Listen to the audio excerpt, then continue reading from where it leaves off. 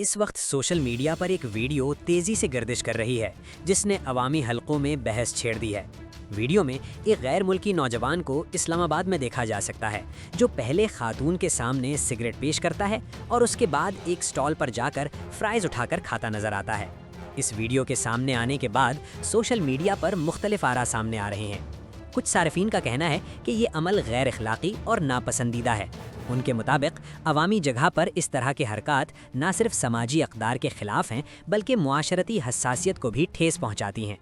دوسری جانب ایک رائے یہ بھی سامنے آ رہی ہے کہ یہ نوجوان دراصل ایک ٹک ٹاکر یا یوٹیوبر ہے جو اس طرح کے ویڈیوز بطور مواد تیار کرتا ہے۔ ان کے مطابق یہ ایک قسم کا پرینک ہو سکتا ہے جو مختلف ممالک میں جا کر مقامی لوگوں کے ساتھ کیا جاتا ہے تاکہ ویوز اور توجہ حاصل کی جا سکے۔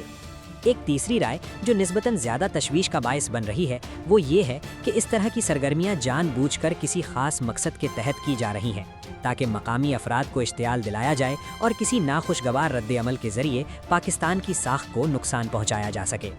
تاہم ان تمام آراء میں سب سے زیادہ زیر بحث بات یہ ہے کہ اگر اس نوجوان کی سوشل میڈیا پروفائلز دیکھی جائیں تو اس نوعیت کی مزید ویڈیوز بھی سامنے آتی ہیں جس سے یہ تاثر ملتا ہے کہ یہ مواد تخلیق کرنے کا ایک مخصوص انداز ہو سکتا ہے، نہ کہ کوئی منظم سازش۔